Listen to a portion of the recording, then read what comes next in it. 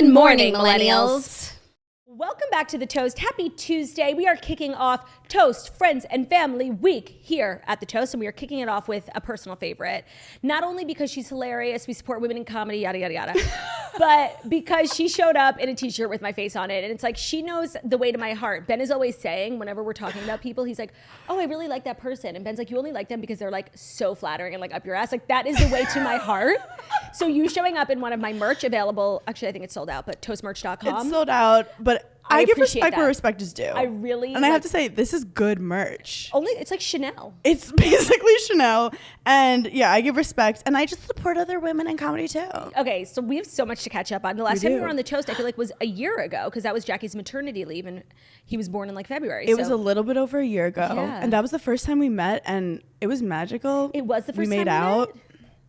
It was the first time we like talked shit. Yeah. No, you stayed after The Toast for a while, and we just like gossiped. But it was... You have really good gossip. Oh my God, thank you. It's really good. But it's gotten me in trouble before. And so that's what I'm hoping you'll do here today. Yeah, I'm a loose lip bitch, not just talking about my pussy. And I can't lie. Mm-hmm. It's a problem. Mm-hmm. Like Paige and I were talking about, I already brought up Paige. That's literally me and Jackie. It's all I do. No, I'm like, Jackie thinks that like, and Jackie said that. I'm so annoying. I'm like, I'm not obsessed with her, but Paige just told me she liked my outfit today. But, that's good. But when we're in Ubers, like I'll try to lie, and then I'll get myself in like a weird, horrible situation where Paige is like so good at being sleek and smart. That's so Paige. Yeah. I'll be so interested to see on Friday if Paige talks about you as much as you talk about her. Honestly, we're going to have to tally it up because it could start a fight. Yeah, if she doesn't like honor you in the way that you are honoring her. She normally really does. Yeah, no, you guys are like such good best friends. But it's also weird how compared to like The Toast, I feel like we're not sisters, but we have similar chemistry that you and Jackie have. Yeah. Like, I mean, I'm so the Claudia. Jackie is the Paige. Jackie is so the Paige. Not that we copied you guys, but like. No. There was inspiration. That is what I seek to do when I wake up every morning, inspire others to be the worst version of themselves. And so seeing it in person with you is really, it's humbling. But that's why I like that we hit it off, because sometimes two Claudias it could be too much air taken up in the room. But no, you're right. We do vibe, and to get an ass back is like, I got a little gold star. Well, you know what? I follow the data. You know, I was telling you before, I'm kind of like the eyes and ears of the IT department here at The Toast. And I'm constantly looking into our analytics. And I actually found it really interesting when we had all these guest co-hosts come for Jackie's maternity leave who performed well and who didn't. And you would think people with like so many followers would perform great. And you and Paige as podcasters yourselves were someone with a tiny following like you. No, that's not what I'm saying. But you guys are podcasters. So it's so much easier to podcast with you guys. And you have an audience. So I looked at the data, and the data said we want Hannah back. That's amazing. Well, I think chemistry is so important, because I've had those people, who are so famous and they don't really give you anything or you don't vibe. Also, it's mental health. Let's have a good time. That's what we do here at The Toast. We seek to inspire and to radiate positivity. Also, I'm very proud of your TikTok, because a year ago you were just beginning your journey. I actually wasn't beginning my journey. I was just looked like I was beginning my journey because I had no followers and I had the worst content ever. But you had the passion. I will say our conversation and a lot of the advice that you gave me like really did inspire me, and you were just so smart about the whole thing, because you were like, you make such funny jokes on the podcast and then your Instagram stories, so like reformulate that for TikTok. Like it's okay. Yeah. And I definitely took, and I'm not doing great compared to you, and that's what I wanted to talk to you about today. But I feel like you were definitely a part of my very small success. I see you as my protege. I really appreciate that. But like you're all over my FYP, and I'm I'm very proud of you. Like and comment more. Oh yeah, that's true. Yeah, I kind of did it in my head a lot. Yeah, okay, I totally could add to the engagement. That's my bad. I apologize for that. Well, the last time you were here, we talked a lot about TikTok, and I was like, happy but mostly jealous that you had like had success. I remember you had like 600,000 followers. I'm like, oh my God, I'm so happy for you. And now you're here, and what do you have? 2 million? Okay, TikTok saved my life. Yeah, well, I want to talk to you about that. It truly saved my life. Yeah. Because I'm like you in that, like, I was put on this earth to express myself. I want to say things that people are afraid to say. I want people to question things. Look, it's not that important. I'm not Mother Teresa, but like, it makes me feel alive to 100%. Be heard. And when I was doing reality TV, you only get seen in certain ways, and you have good seasons, you have bad seasons. And then once I was off the show, I was like, I need to express myself. I love to create. And TikTok allowed me this like safe space where the algorithm's so good that it finds other girlies and gays who need who need you or who have the same, common sense of humor. So like my followers are so funny. They're so smart. They're so good looking. And it was a way for me to express myself. And you're having so much success with it. Like, how has it impacted, I'm curious, like from a business perspective, how like blowing up on TikTok like that has impacted like the other facets of your business? Like Burning in Hell, you host 2 podcasts. Everyone knows Giggly Squad, Burning in Hell. How does that like filter into other parts of your business? Great question. It's selling tickets for me. Really? Yeah, because I also, so famously, Emily Ratajkowski, I just saw. She just gave me a shout out. And my whole, after like reality TV, I would imagine like kind of a bad experience happening. And then as you're on the street, everyone's like, what's going on with you and so-and-so? Right. And it's like a breakup where everyone's just in the public eye, asking you about your breakup in the public square. And I remember thinking like, I want to do everything I can so that no one remembers that I did reality TV. To be what you're known for. I don't want that to be on my tombstone. Yeah. No, and by the way, I don't even really associate you as like a former Summer House cast member anymore. I mean, I also am not one to be like, fuck that shit. It was such a part of my life and it was so good. A platform. And during that time, when I was 26 and single, it was so fun. But now for Emily Ratajkowski, she called me some comedian girl. That's huge. I called my therapist. I said, we did it. We did it, Joe. We're done. We did it, Joe. Some comedian girl is how I want to be known. But it's funny because the girls in their 30s, a lot of them, like, they've been following me for a while from Betches days. Right. Where then, like, I will get stopped on the street by, like, a 17-year-old girlie who's, like, TikTok. So cool. And I'll be like, this is inappropriate stuff you're watching. But she'll be like, I like your TikTok. And then I get a big head. Yeah. Because if the Gen Zs think I'm cool, I'm done. Nobody understands that better than me. I've been chasing the 17-year-old. Not in like a predatory not in a Dalai Lama kind of way. No, in like a cool, hip kind of like, mentor kind of way. No, like I will, if a younger like high school or college girl wants to talk to me, I am all ears. I'm taking notes. Yeah. I'm asking her like, is this outfit okay? Right. No, that's like. But the Gen Z girls are fucking cool. I feel like they really decenter men from their life because they didn't grow up with like the Disney movies like we did.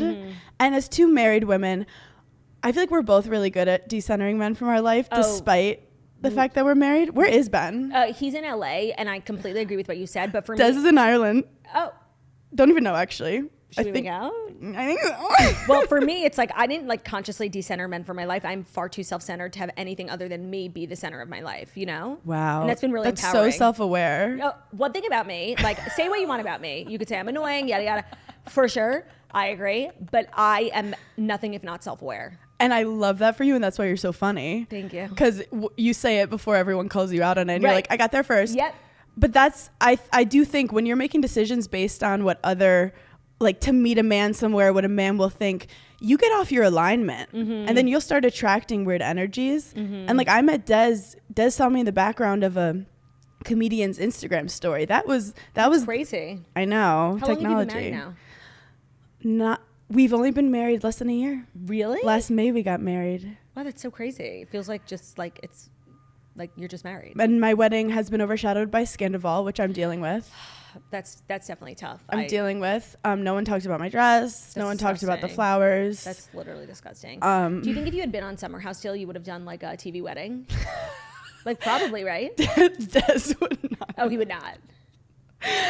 My Nana, my grandma would have loved it. Of course. Would have loved it. The thing with the TV wedding, it's like your wedding when they air it could be shown in so many different ways, and you'll see some weddings that are like overshadowed by like a couple fighting. Drama, right. Or like, I mean, Sheena's wedding was iconic. Yeah. At the crop top. I was invited, but I couldn't go. But her first wedding. You were at? No. Oh yeah. No, I'm a fan. I'm a full fan girl. I can't believe you were invited to the Brock wedding. Why didn't you go? Paige and I had shows. Fuck. I know. Fucking Paige with like, she makes me work so much. She's just always texting me, bothering me. Wait, what was I going to say? Oh, so your TikTok, you find that like the success you've had on TikTok filters its way positively into like your ticket sales. TikTok is like my own TV show. And it's as like, I was a comedy video producer before I went on Summer House, where I love to write scripts. I love to, I just love to think of an idea and then it becomes something physical. You get it. Yeah.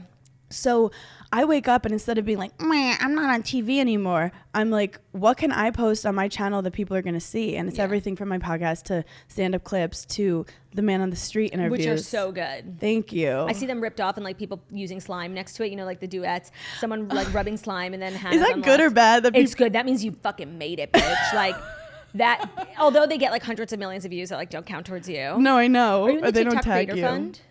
I am. You are. But I've heard drama about it. What have you heard? One guy told me that if you're in the TikTok Creator Fund, They suppress your views. They suppress your views. I haven't experienced that, Okay. but who knows? There might be a point. Now, if you're willing to share, like, what are you making per month on TikTok Creator Fund? Good question. It's not like millions. No. It's like it's a pretty bad conversion. No, I think I'm making like maybe 5,000 or 6,000. Wow, that's pretty good. No, I don't know. Enough to like pay more than rent. Right. Like I could live my life off TikTok. Wow, that's so interesting. And I don't know if that's for sure. It could be 3,000. Right, I'm sure it's different every month based on your views. Exactly. That's so I'd interesting. say 2,000 to 5,000. Just throwing numbers around. Interessant. I also like to do this thing where I don't check, and then one day I check and I'm like, am I rich? Yeah, no, that's the best. Just let I'm it, very bad with let it finances. accrue interest. I do it for the art, but I definitely do it for the money. but I but I've been told by a psychic that that money will always follow me, but if I do my passion. Oh. Yeah, so I'm one of those where like I'm like a troubled artist who just like happens to get a deal. It just kind of sounds like the psychic was telling you what you wanted to hear. It's like, yeah, pursue your art, money will find you. Like that's not how art works, you know? Well, that's why after college I went into cold calling sales. Did you? Yeah, I was a cold calling I don't sales feel like girl. you would be good at that. You know, I actually was. Actually, I take that back. You're very personable. Apparently all I would do was giggle on the phone. Giggly squad. Like I would just try to make people laugh, and the guys I worked with on the sales team were like, she just like laughs the whole time. But people, I guess they kind of trusted me, but I hated taking. What were you selling? I was selling digital marketing services. Oh, so you were working for Jen Shah. Yes. I was just going to old people homes, Right. and I was like, can you read this contract? No, Right, sign it. Sign on the dotted line. By the way, I do have to say with the Bravo universe, what Jen Shah did was so horrible. Horrible. But people will get treated so much worse for so much less. And there's no, it's like, Repercussions. it's Chris Rock. The selective outrage Yes. pisses me off so much. It's so true. Because you don't know what the momentum is going to do. Jackie and I are always talking about that. It's like, yeah, we eat this up, but like we are losing sight of reality. Like Jen Shah exploited our most vulnerable. Think of your grandma. Yeah. She intentionally exploited the most vulnerable members of all of our communities, like the old, the elderly, the disabled. Like, it's so disgusting. And we're all just like eating it up, like, Jen Shah. Like, there's really no, and this shouldn't come as a surprise to anyone, but there's no morality in reality TV. And I think that's something as you get older. I've been watching reality TV for like 10 years. It starts to bother you when you get older. It's like, what am I watching? Yeah. And I do think it's like watching a train wreck. And I always said, if I was on TV and I did something crazy that made someone feel more sane about their life, then I did my job. Then yeah, that's the job. That's the job. Yeah. And it's you times 1,000. But yeah, I just think selective outrage is a thing. Yeah. And next time you're like gonna like freak out at someone over like something they said in a confessional, like just think of Jen Shah. No, and I will say I'm really happy for you because I've always really liked you. And the last time we had you on the Toast, everyone was so excited, and there was people who were like, "Oh, she was the worst on Summer House." And now when we announced that you were coming on, like people were like, "Yes, love Giggly Squad, Burning in Hell, love her TikToks. I gotta go see her comedy." Like you've really come out of that. I think probably one of the best. I think I said this on maybe a Patreon episode recently. Like it's really.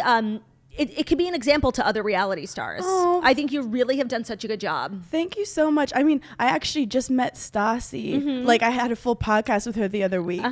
And I told her, like, you know, she's obviously had so many ups and downs. And it's really easy to quit. Yeah. It's really easy to give up on yourself, and it's really easy to just wallow.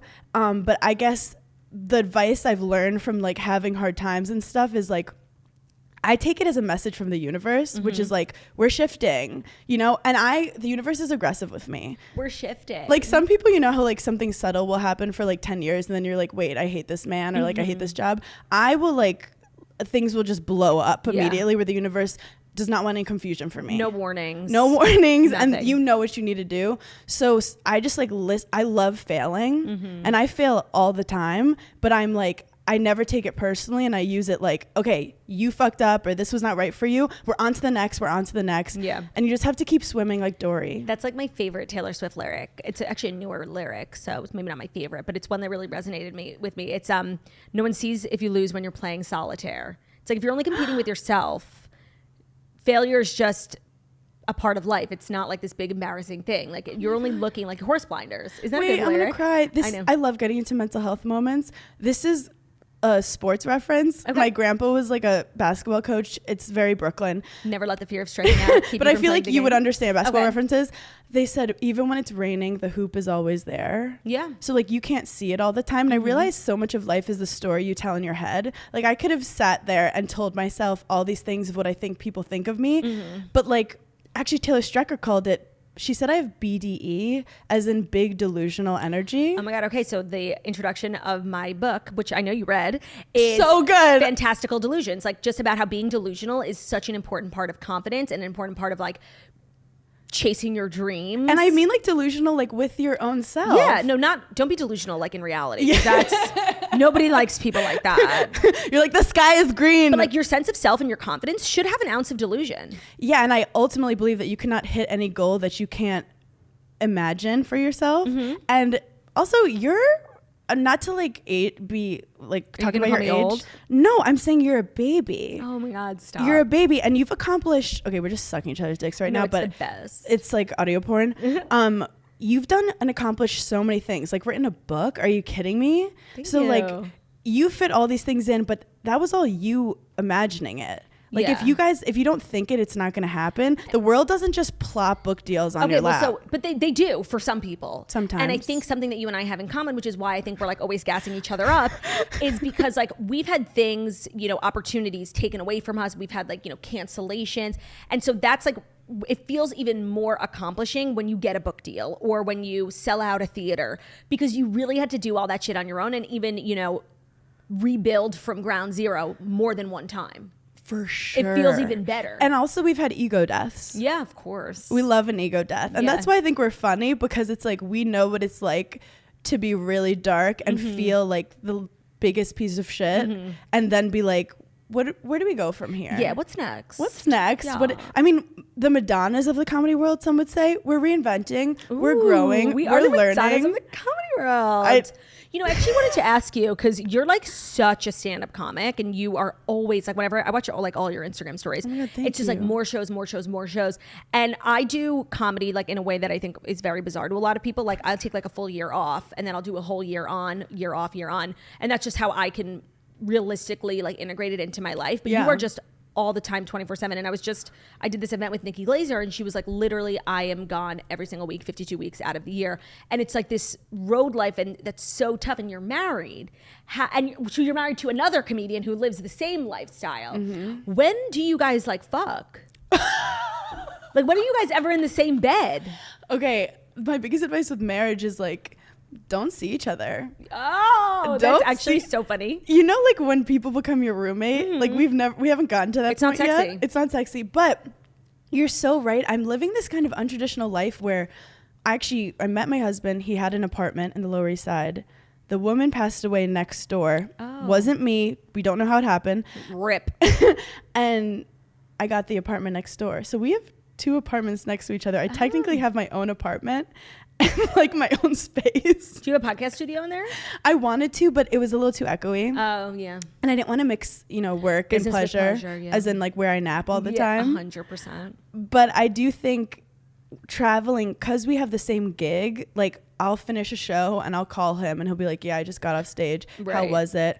And this is all we know. When you meet people later in life, you're kind of 2 complete people and you see if the puzzle pieces fit. Where I think when you meet younger, you can grow together and evolve into whatever. Or that's what I always say, because people are like, you got married so young. And I used to like resent people saying that. Yeah. But the older I get, it's actually so true. And you really can meet someone when you're really young and be so in love, and then just like, I'm so different now than I was when I met Ben. I was 18. That was literally 10 years ago. Yeah. Oh my God. And thank God that like we both grew into people who we like. Yes. But I could totally see me becoming someone who Ben wasn't interested in anymore. And so I do now understand why people were like, wow, that's so young. Are you sure you don't want to wait? Like, no, fuck off, bitch. I want to get married. Like, yeah. And I think all the cool girls are doing it. Dating in your 30s. Well, now weddings are a little chuggy, but that's besides the point. It's because Gen Zs can't get married. Right. So like, oh, they can't do it. It's chuggy. Millie Bobby Brown, which we will hit on later.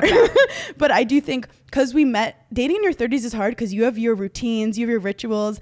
Like when a guy comes, it gets confusing and you don't want to lose yourself. So I happen to find someone who our lifestyles do work together, and it's been really fun. I also think with stand-up, when I started to do stand-up, I had dated a stand-up comedian, and he had kind of like showed me the ropes before I knew I wanted to do it. But I fell in love with the fact that I'm like, you could do podcasts all day and then just perform at night and then like audition, and you could just live a creative life. I don't have to cold call salespeople. What am I doing? Right. So when I started stand-up, I had a bunch of like real stand-up comics in the New York scene pull me aside, and they were like, if you want to do it, you got to do it right. You got to get on stage all the time. Da-da-da. But what's beautiful is the reason there's not more female stand-ups is because that old school stand-up lifestyle is not conducive for women. No. Do you want to go to midnight to Bed-Stuy to be at a bar full of drunk men doing jokes about your period? No, and if you have kids, that's the other. It's certainly not conducive to moms. It's not conducive. So it's this old school life, but the internet, such as TikTok, podcasts, meme pages that are so female like voiced, and you don't know who's writing it, but it's the women or the gays, and that has enabled people like you to be in stand-up, and it's super powerful. So I've kind of evolved to be more like you, where I have multiple things going on, and I'm not just doing one thing, stand up 16 spots a week. I do when I can, but I am traveling a lot, and I'm making stand up is evolving, and TikTok is a huge reason.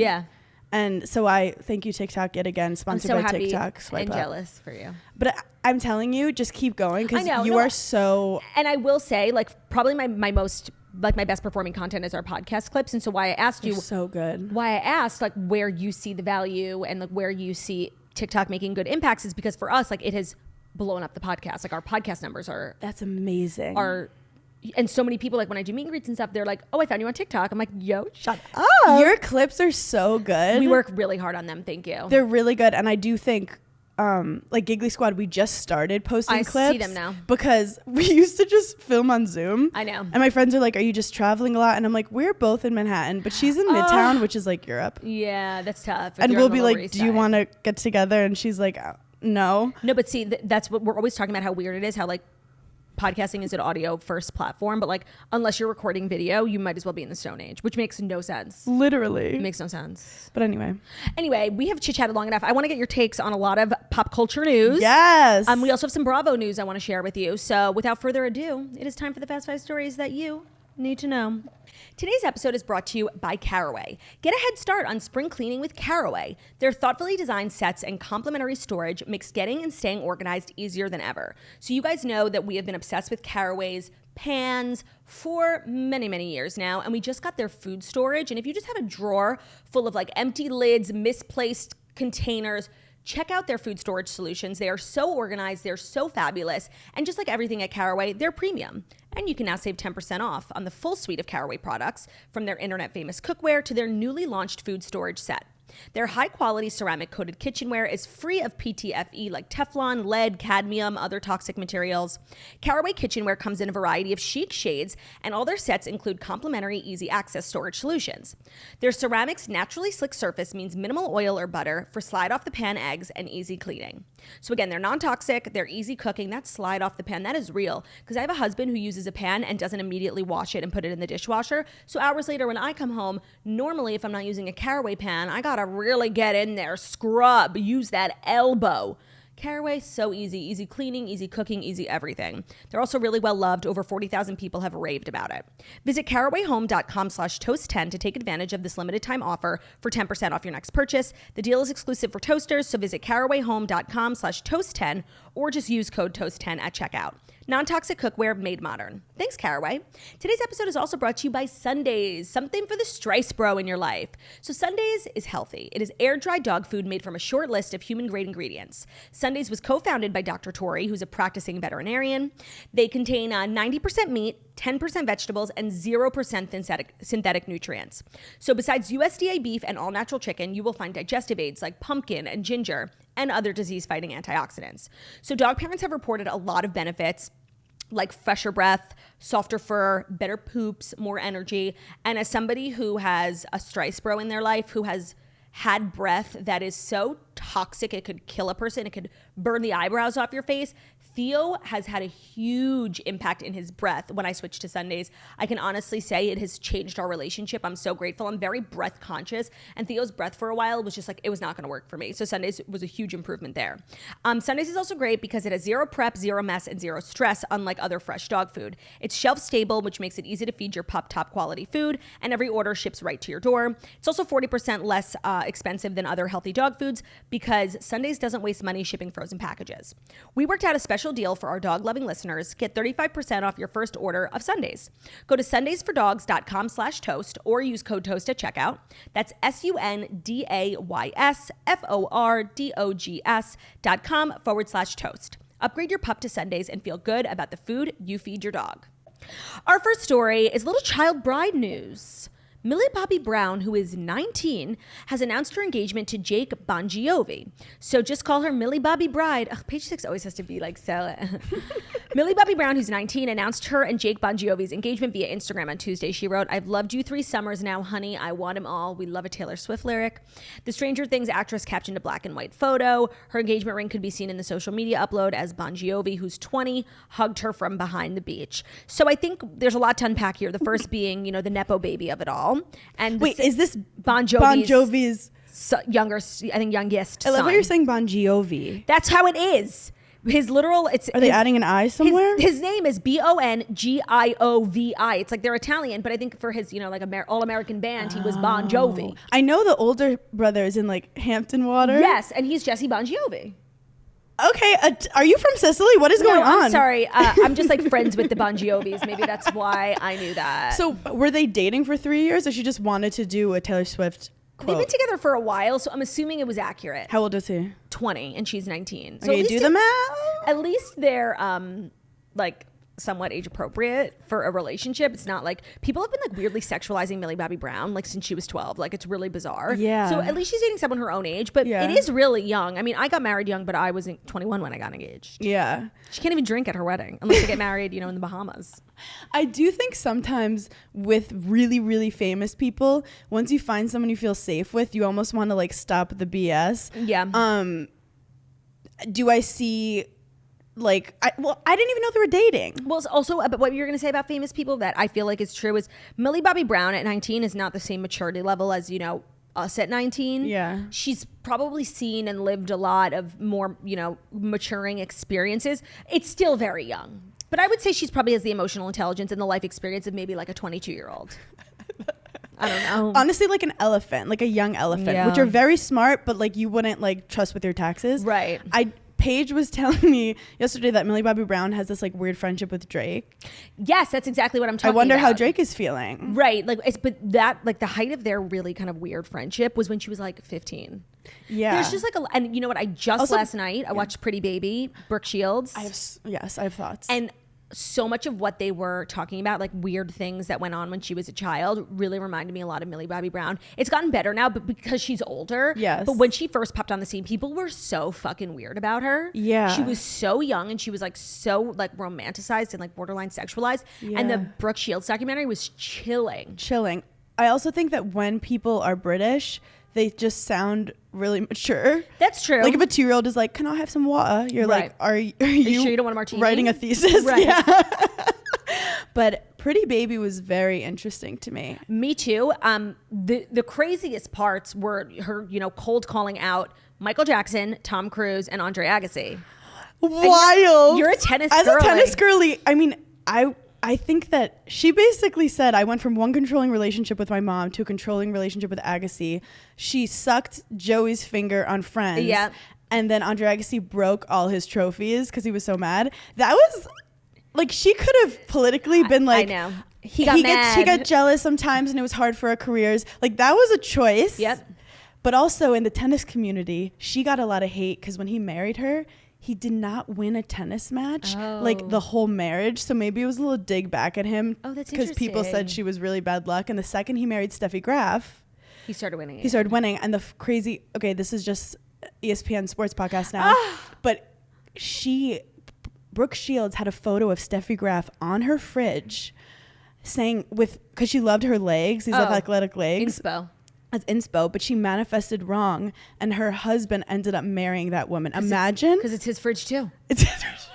He had to eat. He was eating ice cream every night too. Right. So that's so interesting. Just 2 cents on that. The Michael Jackson part for me was the most wild revelation because, the whole time I'm watching this documentary, and I never really thought a lot about Brooke Shields. I'm just like, yeah, she's Brooke Shields. Mm-hmm. But I just found myself like immediately having a lot of respect for her. She's extremely smart, the whole Yale or Princeton thing. And then she started talking about Michael Jackson, and the people narrating the documentary were like, everyone thought they were dating. And I'm like, there's no way she would date Michael Jackson. Like, he's a freak. And this whole time, I've just felt like she's so smart. She's so ahead of her time. She didn't get caught up in the whole Hollywood. And I'm like, there's no way you're dating fucking Michael Jackson. Well, like, she has that innocence to her. Well, it made sense why he wanted to date her because she was very stunted in a lot of ways. And he's a fucking freak. And I was like about to be so disappointed. I'm like, no, Brooke, no. And she's like, we never dated. He told everyone we were dating and he just wanted to adopt a child with me. Like, what a fucking freak. And he's going on Barbara Walters being like, well, right now I'm dating Brooke Shields. And she calls him and she's like, what the fuck, dude? They were never dating. It was crazy that it was all PR. And it makes you question, like, for example, the way that Taylor Swift, we've never seen her with Joe. Mm-hmm. When you see these other couples everywhere and it's like, oh, they just keep finding us. They're not finding you. That's what she said. We would go to dinner and be like, how did they find us? Exactly. Michael. And I heard that with Sheryl Crow too. She used to be a background singer and she said there were always tabloids saying that she was hooking up with Michael Jackson. So he was working full time. Well, I think he wanted to deflect from what other people were saying about him, which was that he was romantically interested in minors. I mean, it's a theme. It's a theme. I'm sensing a theme. It's a theme. And I talked about it on my pod. I said, Paige, we cannot keep talking about this. I know. But the thing about Michael Jackson is like people still revere him and like regard him as like the king of pop. Yeah. And for me, like he will always be the man who liked minors. And that's all I'm going to see him as. It's definitely tainted. Yeah. And not the good kind of taint. Right. I was like glad that she actually did not date him. I mean, I kind of love that she spoke up about that. Yeah. My only pet peeve with the documentary was there's that like point where she never like fully acknowledges that it's like good to be pretty.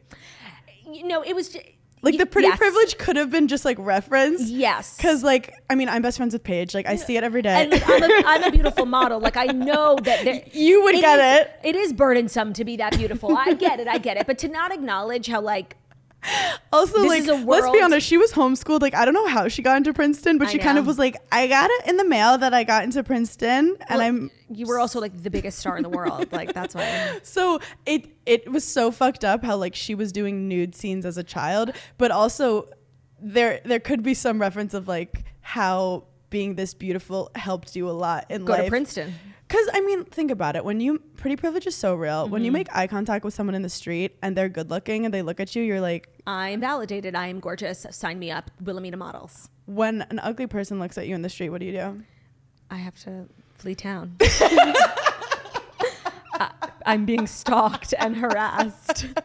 No, literally. No, like, honestly, if I'm being honest, pretty or ugly, if you look at me, like I'm so self-centered. I'm like, they're looking at me. They're probably a toaster. They probably love my TikTok. My favorite. Do you ever have those ghost sounds where you think people are saying your name? Oh, yeah. And especially because my name ends in Yes. Just like every name. Jessica. Yes. Every name. Olivia. When I was growing up, we never knew if someone was shouting for Olivia or Claudia. It's kind of like a really kind of common syllable. My favorite is when people come up to me and they just need directions. And I'm like, do you want a photo? No, I know. That's happened to me too. And then, or they're just talking to you and you're like, this person has no idea who I am, but I thought that I was like getting noticed. Yeah. So anyway, Brooke Shields, it's very interesting. It is. It is hard to be that beautiful, but let's be honest, as a child, she was so strikingly so beautiful. Oh my God. It was like, I know people were obsessed with her as like an 11-year-old, which was so weird how she like played a prostitute and there were nude scenes and she kissed this old man. It was so disgusting. But I think she, like when she was in college, or maybe a little bit right before college, she was so, like, to me, that's like the Brooke Shields era. Like when they had the doll of her, like, she's so beautiful. My mom, like, is similar age as Brooke Shields, and she talks about how it really negatively affected women at the time, that prepubescent girls were being used as models. Because my mom said when she got boobs, she was like upset because she was like, I don't want to have boobs. I want to look like Cindy Crawford, which is like no curves. So it's so funny how beauty standards are so trend setting. They are. And I will say, I know there's a lot of like discourse around how the Kardashians have negatively affected body image, but I do want to say I feel like they really popularized, they didn't invent it, but they popularized like curves and big tits, and now it's like cool to be curvy, and that had a lot to do with that. Whereas like, you know, heroin chic was the norm before the Kardashians took over like fashion and beauty. So say what you want, but I do think in a positive way they've impacted the body image, the body beauty standard. Yeah, white girls love anorexia. Yeah. And they were like, they changed it. Like they really did. Thanks, Facetune. Thanks, girl. So Millie Bobby Brown is going to be a child bride. I wonder how long they'll wait to get married. Like if she'll have a long engagement so she can drink at her wedding. Like that's what I'm really concerned about. Can you have like a glass of champagne? I want to know if Drake's going to be at the wedding. I know. I want to know if Drake's going to have a song come out. No, I think Drake might be like, you know, I object. Drake is one of those guys when it's like, who are you into? I know. And he doesn't really like date celebs, because honestly, I think he's scarred from Rihanna, who like he was so obsessed with, and she was like, get away from me, freak. Like, I'm not interested. Well, they say that guys' biggest fear is like being rejected. And he was rejected so publicly, like on stage. Now he just like follows around basketball players and like takes selfies. I know. But like, he's Jewish. Like, I'm obsessed. Like, I would. Is he Jewish? Yes. Wow. He doesn't really talk about it, which is like kind of annoying, but we know. We know. He should so talk about that. I know. The last Jewish rapper was like Modest Yahoo. I know. And it's like, that's all we Or like Dave. I don't think he's Jewish. I just think he has curly hair. When are you dropping a rap song? Probably when are you dropping never. more music? Because we're waiting. I know. You're basically the Rihanna of podcasting. I agree. Honestly, my second song like wasn't as big as my first. My first was like such a hit. Is that from streams on Spotify? Like streams and everything, and there was just like less fanfare, and I don't know. I feel like people like were over it. If I'm gonna be vulnerable, that's the story that you're telling yourself. Maybe you're right. And you. Maybe you're right. But I do think that we need a bop for the summer. We need a bop. I am working now on releasing my next special, and like that's my project, and hopefully it'll be out by summer. Where'd you film it, or were you going to Gramercy Theater? I filmed it already. That's where like everyone, all the big time. It was fabulous. Like it's small and intimate, so like it was really. I think when we did pre-sale on Patreon, like it sold out. So it was just Patreon, like real toasters, like real girly girls. The energy was amazing. The energy was on point. We did 2 nights, and because it's so small, like we built a whole ass stage, and it was so cool looking. Like I had this like little thing that jetted out. I felt like a pop star. I'm obsessed with you. Thank you. Was your outfit good? Very good. I can't wait. Yeah. All right, next story. Speaking of the Kardashians, Kim Kardashian was announced yesterday as one of the stars of American Horror Story season 12, and like we're all confused. I think she's rebranding. Yeah, I don't understand. So her and Emma Roberts released this like trailer. It didn't have any footage. It just was like 5 words, and it took literally 45 seconds for the words to make a sentence. It was so frustrating. And then you couldn't even see the full Kardashian if it was so annoying. But basically vertical. The message of the trailer was that Emma Roberts and Kim Kardashian are starring in the next season of American Horror Story. Has she acted in anything? Well, she did have that iconic scene in 90210. I don't know if you remember from high school, where her and Chloe are like trying to sell dresses to Naomi, the cool girl, and then Naomi calls her a hoe, and they storm out. It was really kind of amazing. Well, let's be honest. Keeping Up with the Kardashians is a full-time acting gig. Is a full-time acting gig. Agreed. Agreed. She has plenty of experience pretending. Pretend you don't hate all your assistants every day. Pretend you like actually want to be filming the show.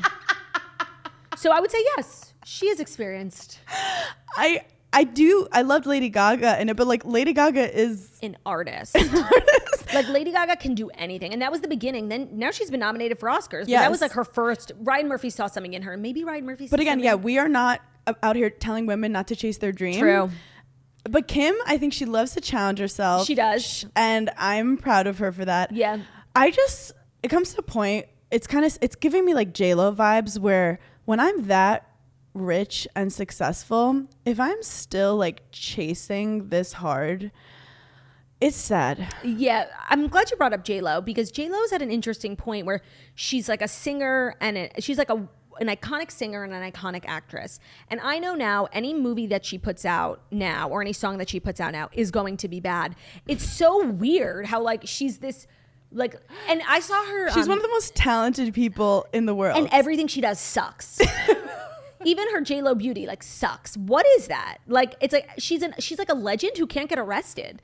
Everything she does is bad. I don't understand. Well, the Hustlers movie was like her moment to come back, and then but she did get gypped on a lot of awards and stuff. She did. You know, she's very insecure that like people say she's not a good actor and all this stuff, and she's very.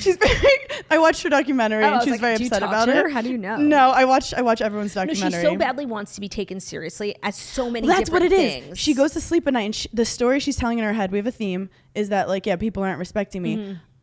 Go to Wyoming, not near like Kanye, but like somewhere else. Like have a farm. Settle. Occasionally have a script you look at. Like that's what I want for her. Not like Ben. Yeah. We got to go outside. Get your nice trench coat. Not that trench coat. The other one. Yeah. Get a Dunkin' Donuts. Right. Do something stupid. I'll hug you. She's kind of playing the game that like somebody on the up and up would be playing. Exactly. She doesn't act like a legend, and she is. Like I saw her concert in the 2018 Super Bowl. It was like a Super Bowl party, and she performed, and it was like greatest hits. Mm-hmm. And you really do forget how many Let's Get Loud, like Get It Right so I can get right before the night is up, like so good. And she really could be like a Cher. Like she could be she's definitely past her prime, but I feel like she won't accept that. I think the olive oil saga really hurt her. What was olive oil? She basically was like, I don't do anything to my face. I just use olive oil. And as an Italian who's just greasy with olive oil all the time,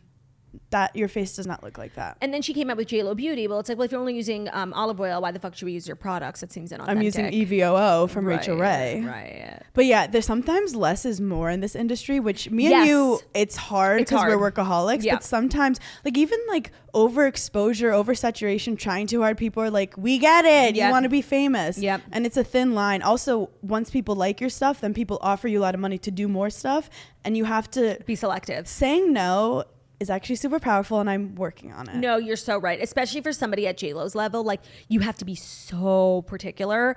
And that's why I feel like Lady Gaga's really good at it. She doesn't do a lot. No. And it takes years for her to do something. She'll be filming this Joker movie for a while, and then she'll be doing the Joker thing for a few years, like the Oscars. And she has these like eras almost, and it's really powerful, and she stays relevant, but she doesn't feel overexposed. I also thought in the past that saying no, people would just think I'm a bitch. But as I've been doing it more often, people like almost respect you more. And that was a really powerful turning point for me, because I also am an opportunist. Like I feel like I got where I am because I work hard. So if saying no to opportunities means I'm not working hard, then I'm not going to be successful. But there's a way of like prioritizing your mental health. Wow, we are therapizing today. No, we're kind of like doing the most. We're like slutty Brene Browns. So Kim Kardashian is starring in American Horror Story. I've actually never seen American Horror Story. I'm not going to watch it. Do you not like scary stuff? It's not that. Well, yeah, I don't like. I feel like a lot of people's like personality is like, I love horror. Like, let's go chill in the cemetery. That's not me at all.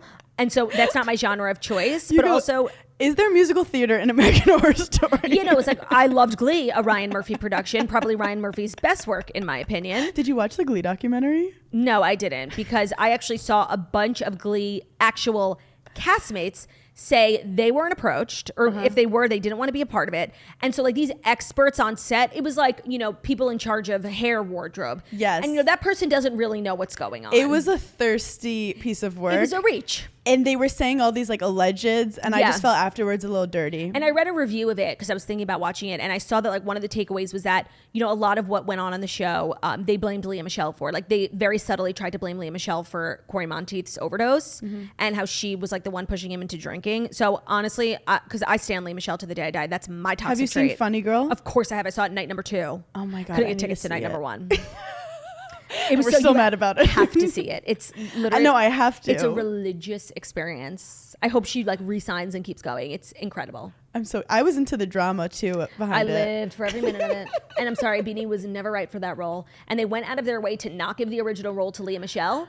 And you know what? The show they got is the show they deserved. Yes. Because she had like a little bit of a scandal. You know, they called her a bully. So you know what? Okay, don't hire her. Look what happened. I do know her stylist, or at one point a stylist of her, Yeah. not to name names. And he said she's lovely. No, and I'm sure at a time. And just because people can't read does not mean you have to bully them or call them bullies. No, I have to say, I'm sure at a time she was a misery. Like, she blew up on this show and she was the star of the show. Yeah. And I'm sure she was a diva. I'm sure she was rude to also, everyone. that show was insane. When you weren't acting, you had to be learning music. You Go had to to be the practicing. studio. You had to go to like it was. They said it was child worst. labor. You know, and I'm sure she was the devil. I am sure. Okay, people can change. She was literally 18. True. Like, I don't care. True. All right, next story. Ready? Oh, this I feel like you're personally invested in, and I want to hear your take. God. Tayshia Adams is holding hands with Summer House star Luke Gulbranson amid dating rumors. So the former Bachelorette Tayshia Adams, Queen, and Summer House alum Luke are fueling. I'm not pronouncing his last name again. Luke are fueling romance rumors after they were spotted getting cozy at an Easter Sunday celebration. In a since deleted picture shared via Instagram by Lindsay, Luke could be seen standing behind Tayshia holding her hand. The duo has sparked dating speculation over the last few weeks. They posed for a group photo alongside Carl, Lindsay, and like a bunch of other people I've never met. So they're dating, and you used to date this man, correct? I mean, date is a strong word. It was a hooking up. It was no. Oh, okay. It was a situationship. Situation. Do you know Tayshia? I've met her briefly. I did not know this. Oh, breaking news. I saw this yesterday on Instagram. That's exciting. I hope that he finds love. Yeah. I hope they all find love. I mean, Tayshia's a queen. Yes, she's amazing. I think I watched her season. I actually know her ex, JPJ. John Paul John Paul Jones. John. Yeah. And he was hilarious. John Paul Jones. So she likes the blonde man. Go for it, girl. So now I'm thinking, because I ran into Tayshia like a week ago. No, maybe I have no like concept of time. Maybe it was 2 weeks ago. And she was with a guy. And I was like, oh, that must be Tayshia's new man. But would I have noticed if it was that guy Luke from Summer House? I wasn't really like invested. I never really like got super deep into Summer House. I can't lie. Me neither. I do think that it's like New York City. People are seeing each other. And also like when you're on reality TV and you see someone else on reality TV, there's a lot of like commonality. Yeah, and then it's like we take a photo, people are going to talk about us. I get it. He was just dating Ashley, though, from Real Housewives of Potomac. He's kind of like making the round. Today's episode is brought to you by Air Doctor. Clean air is one of the fastest and easiest ways we can have a positive impact on our health. You can improve the quality of your indoor air with a high-quality air purifier, and all you have to do is breathe. I'm not going to lie, I was a little skeptical about air purifiers until I got an Air Doctor in the studio. I'm literally looking at it right now, and one at home. Ben has always been really into air purifiers, and I was like, yeah, sure. There is such a huge difference. And when you think about it, it actually really makes sense, because indoor air can be 2 to 5 times more polluted than outdoor air. Indoor air can contain a variety of allergens like dust, of course, pollen. If you have a pet, there's pet dander, and mold. So that's why you got to check out Air Doctor. You're breathing 20,000 times a day. Air Doctor is filtering out dangerous contaminants and allergens so that your lungs don't have to. Air Doctor uses an ultra HEPA filter that's been independently tested to remove 99% of tested bacteria and viruses. So Air Doctor captures a wide range of pollutants, including odors, gases, and chemicals like formaldehyde. From stinky gym clothes to chemical cleaning products, Air Doctor is always on call to keep your air fresh and clean. And it's nice. You don't have to do anything. You just leave it, and it does all the work for you. And for me, what's a better product than something that does everything for you and makes your life better?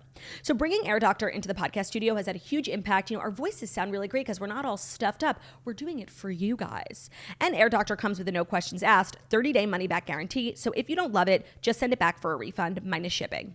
Head to airdoctorpro.com, use the promo code TOAST, and depending on the model, you'll receive up to 35% off. That's up to 35% off, but only when you go to airdoctorpro.com, promo code TOAST. Today's episode is brought to you by a brand new sponsor that we're really jazzed about. It's KiwiCo. They are defining the future of play by making it engaging, enriching, and seriously fun. They create super cool hands-on projects designed to create a lifelong love of learning for kids. Each month, KiwiCo delivers crates packed with fun and sparks creativity with kid-friendly topics and activities. So from engineering robots to learning about the science of cooking, that interesting topics for every kid and real hands-on experience to explore. I have to say, this is just genius, because what I've learned as, you know, a very involved auntie is these kids, oh my God, it's so hard to keep them engaged and wanting, you know, fun stuff to do. It's exhausting. And the older they get, really, the more curious they get. So KiwiCo is perfect. It really is. You're getting hands-on science, art, and geography child-free projects delivered to your door every month. And, as an auntie myself, it really is hard to find creative ways to keep your children busy, challenged, and off the iPad. Sometimes that's all they want. So cultivate your child's natural creativity and curiosity with new hands-on projects every month. And you're encouraging your kids to be innovators and creative thinkers and watch their confidence grow as big as their smile. They won't believe what they can build and accomplish with KiwiCo. The moment of pride and accomplishment at the end of a KiwiCo project sparks creative confidence for ongoing thinking and experimentation. Now, let me say, KiwiCo has saved my life on many, many days, especially when I was in Florida last week. These kids, you guys, they need to be stimulated. And sometimes me singing and dancing, as much as it pains me to say, is not enough. Redefine learning with play. Explore hands-on projects that build creative confidence and problem-solving skills with KiwiCo. Get 50% off your first month plus free shipping on any crate line at kiwico.com/toast. That's 50% off your first month at kiwico.com/toast. I think a lot of our mamas and aunties are going to really appreciate this new sponsor. Enjoy. Okay, but now I just want to ask you about Summer House. I don't know if you're seeing any of the discourse on this season of Summer House, how it's fakak. Do you know anything about it? I'm literally so removed by it, but Paige will tell me things I need to know. Okay. Or things that will make me laugh. Well, what's going on now is kind of like the comeuppance, I think, for a lot of the cast. It's finally Lindsay's getting what Lindsay deserves. And from the seasons that I've watched in the past, Lindsay has definitely been the villain in my eyes, and she's never really gotten her she's never gotten called out, and she's getting called out this season, and I don't really feel like she's done anything wrong this season. If anything, this is the most kind of stable she's been. And I don't understand why now it's we're all coming for Lindsay when it's we probably should have come for her a few years ago. Yeah, I know that there's a lot of people bringing up stuff from the past seasons and stuff, but I'm aren't we in a new season? Yeah. Let's get some new fun drums. So we know that you and Paige are obviously besties for the bestie. Who do you have a relationship with? Sierra. I'm very close with Sierra. We talk her all the time, cat memes all the time. It's probably tough to be friends with someone who's so beautiful, honestly. It's a thing where I'm it keeps me grounded. That's it keeps true. me humble. And now she's a Victoria's Secret model. Do you think it's getting to her head, or she's still remaining grounded? I think it's where she needs to be. I know she was saving lives as a nurse, and I felt bad being you should be in a Maybelline commercial, but save lives, whatever is good for you. Yeah. It's just leave some room for the rest of us. Yeah. But she's also, what people don't know is she's so funny and goofy and silly. So when you're with her, she doesn't give the energy of I know I'm hotter than you. Oh, that's nice. Even though she does. Because she is. But she doesn't put it in your face like Brooke Shields. Oh, not you coming for Brooke Shields. No, I love Brooke Shields. She's an icon. But yeah, so I'm also friends with Maya. Oh, you are? Yeah, we haven't hung out a lot, but whenever we see each other, it's really cool. And that's it. Yeah, but I have no animosity towards anyone on the show. I was just going to say, do you hold any hate in your heart for Kyle? No. That was a long hesitation. No, I actually have done a lot of work in therapy where if you hold on to stuff, it just messes with you. It and does. Honestly, Kyle and I were cool for so long. Yeah. And we got along for so long. And so I don't really remember the last little blip we Okay. have. I'm kind of Kyle choosing to remember the good. And Kyle and I are both big personalities. You put people on reality TV. It's really a reality TV drama that happened. When I think about the friendships, I'm yeah, if we weren't on a reality TV show, that dynamic would never have happened. That's true. And Amanda and I actually have texted, we have no animosity towards each other. Okay, good. Yeah. And Kyle was the one who motivated you or inspired you maybe to name your podcast Giggly Squad, right? Yes. Yeah. Do you think that kills him? I think that he should feel honored. Yeah. I mean, you guys are just out we love here a collab. being successful, selling out big theaters. You're on a podcast tour. He knew that Paige and I like to giggle a lot, and it annoyed him. But what's something sometimes people hate can make someone love. Yeah. But shout out to all the giggly girlies. That's right. Okay, next up, we've got some shocking royal news. Kate Middleton has broken a royal rule and has shamed the entire family. Yeah. Everyone is seeing red because Princess Kate Middleton was spotted sporting a crimson-colored nail polish as she stepped out for church service on Easter Sunday. She was pictured looking perfect in royal blue, but the beauty's contrasting red-tipped fingers perturbed many royalists, as it's been widely reported that the late Queen Elizabeth II disapproved of bright nail polish. According to multiple outlets, the queen stuck to one light pink color named by Essie ballet slippers and expected other royal women to do the same. Some on social media claimed that Kate didn't exactly nail it, with one writing, "Too bad the whole royal family photo op is ruined by Kate's brazen red nail polish. It's not protocol, and Kate Middleton has shamed the entire family." Disgusting. Another raged, "Meghan Markle was slaughtered for breaking protocol just for wearing a nail polish that wasn't pink. Now here is Kate Middleton wearing red nail polish. Who will we be told how bold and daring she is?" Now I want to say, this is moronic. Beyond next level moronic. Meghan Markle should be allowed to wear red nail polish, as should Kate Middleton. I will say, at least Kate waited for Queenie to die to whip out the red nail polish. See, I think she should be canceled. Yeah, I think we should go through her old tweets. Yeah, and I think she should be stoned. Mm-hmm. And I think that, like... It's a start. I mean, what else more horrible things could she be doing if she's wearing red nail polish? Yeah. Also, like, clearly she's a bitch. Yeah. Clearly... She doesn't support women. She does not support and specifically, certainly older not women in comedy. She's probably in with Jen Shah. Yeah. And I think, based on these photos, she's a homophobe.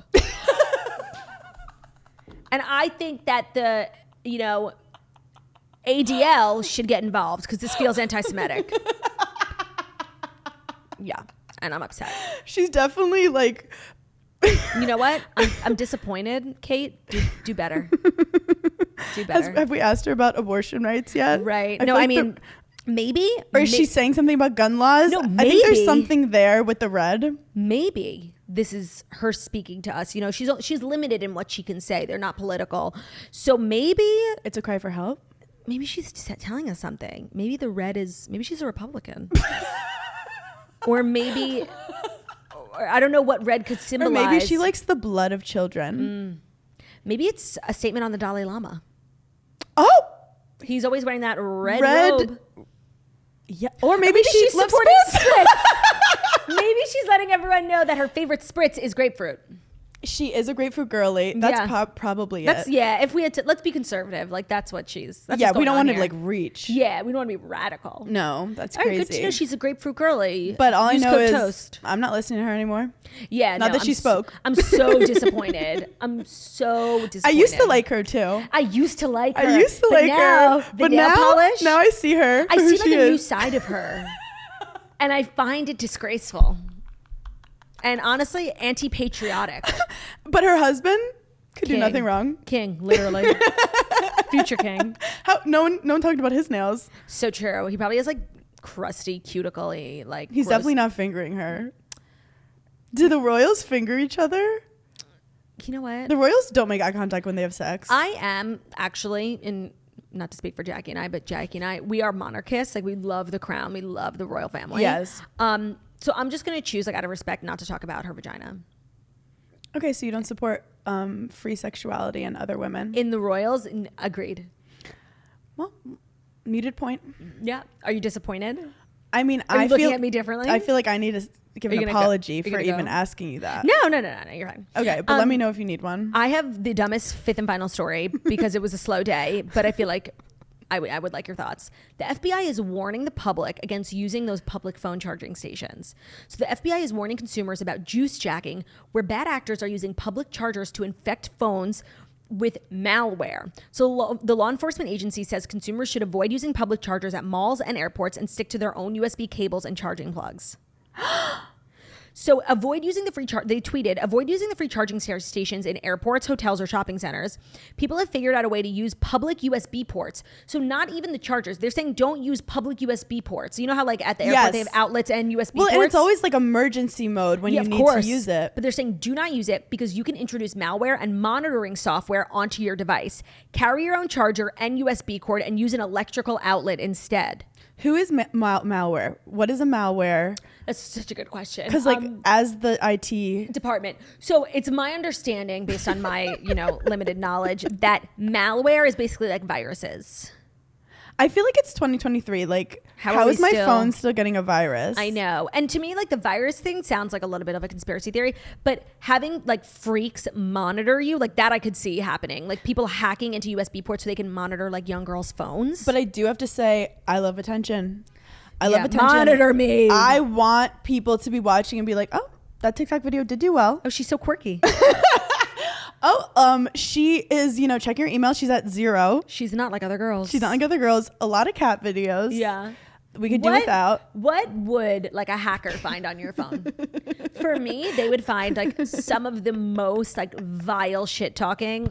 Like when I'm like feeling like a safe space and I'm like talking shit with like my sisters, I say some of the. Are you a voice note girl? No, I put that shit in writing. I am so fucking evil. I say the meanest shit. Like I say what's really on my mind. Like in the I want it depths. on record.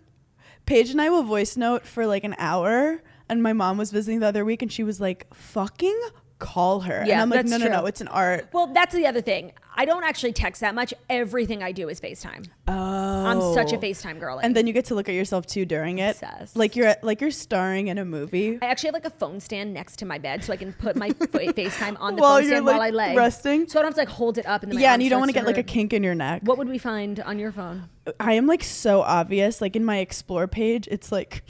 How to go viral. No, it's like tennis strokes. Oh, God. Like I watch tennis tutorials. That's what Ben does for golf. That's not weird. I'm like an old man deep. I'm a retired old man deep down. Yeah. So tennis strokes, stand-up comedy, and then like so many animal videos. It's insane. I always forget that you're like a cat girl. That's I am a cat girl, I rescued a senior pit bull before, so I'm better than all of you. Yeah, you are.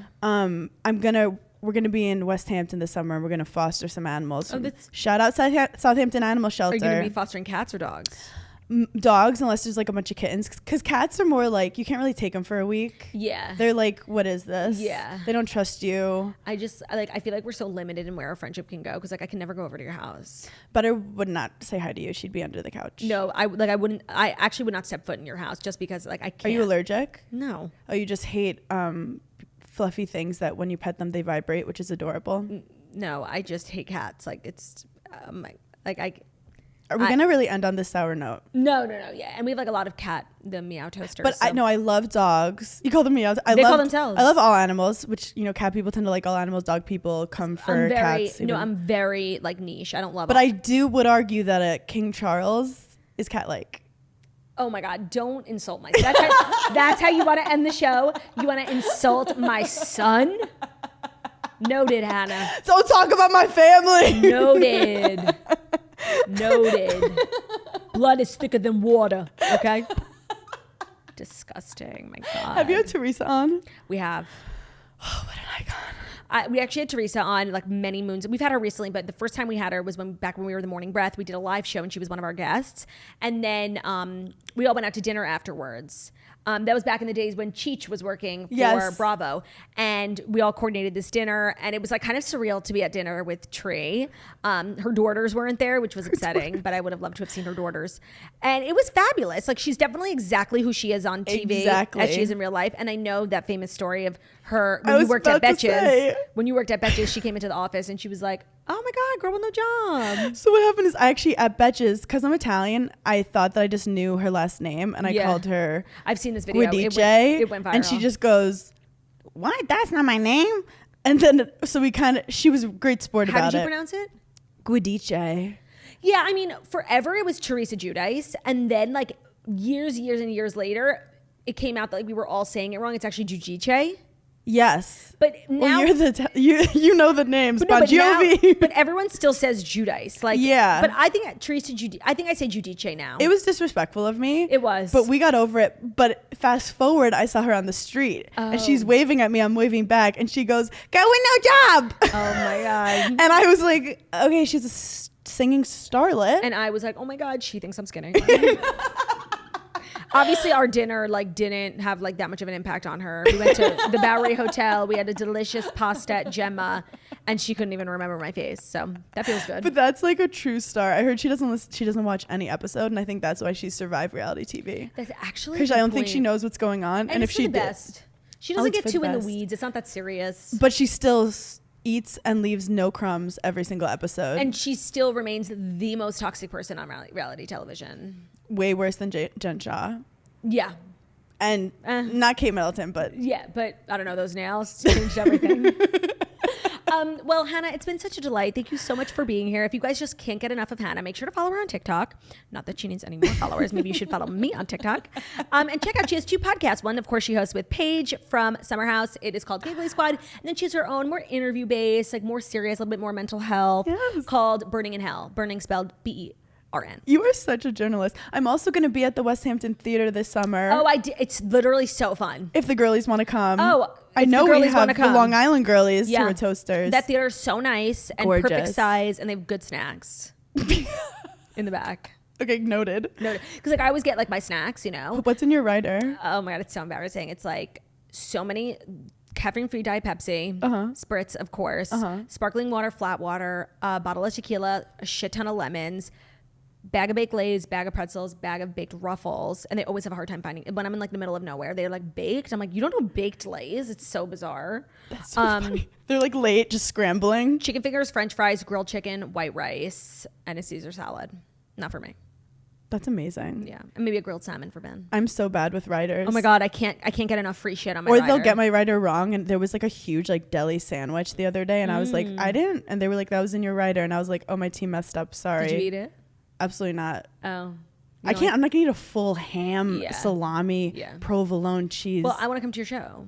Oh my God, I would love to have you. You came to my show, right? Yes. At West Hampton. Yes, you got me tickets. Yes. I went in the back. I said hi. I'm gonna need some tickets. You're very busy. I also, I have a New York show in Times Square. I know it's Times Square, blah. Okay. But on the 27th, there's of April. Of April. I'm at Stagecoach with all the Bachelor people. Yeah. Oh my God, make out with Blake. No. Oh, you're not into Blake? No. First of all, I'm married. I don't know if you knew that. Second of all, I think like on a personality level, there's probably not anyone on reality TV that I was like more immediately put off by than Blake. And 3, he's dating Giannina from Love is Blind, which is the funniest, weirdest thing of all time. I've actually met him and he's really nice. He's really cool, but maybe not like... Not my type. Not good, right enough for you to leave your marriage. No, there's a few people I would leave my husband for, and he's not one of them. Who would you leave your husband for? Great question. And don't say nobody like Luann. My Rose is my husband. I'm so obsessed with him. It's really annoying. It's because we don't see each other a lot. But no, but still, you need to answer. Pedro Pascal on This Is the Last of Us. This Is Us. Very different. Okay, that's a good one. Mine's John Mayer.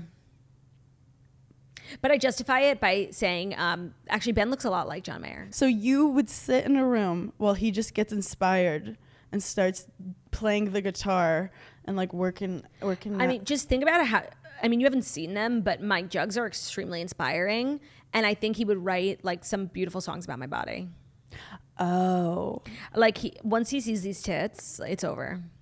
Okay, are you starting an OnlyFans? Is this your drop? Ben, my husband Ben has a podcast with Josh Peck. Yes, it's literally so good. Josh Peck is so personable. He's so everything. I'm obsessed. Yeah, and they had on the episode that came out yesterday with Tana Mojo.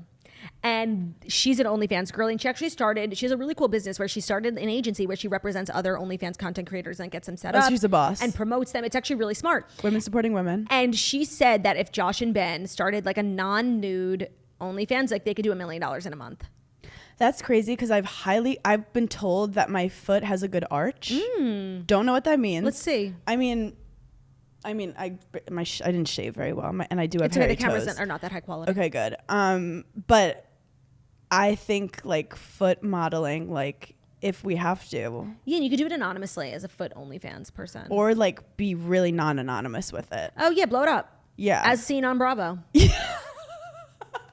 Chat room for 42 episodes. Hannah, you are a doll. You are a delight. Thank you so much for gracing us with your presence. Thank you. This went by so fast. I know. And I love the toasters. Shout out to all of them. And shout out to the Giggly Toasters. Make sure to follow Hannah anywhere you can find her and go listen to her podcast and go see her on tour. She's constantly on tour. What is the website for your tickets? Oh, yeah. HannahBerner.com. Boston, Vegas, Louisville, Tempe.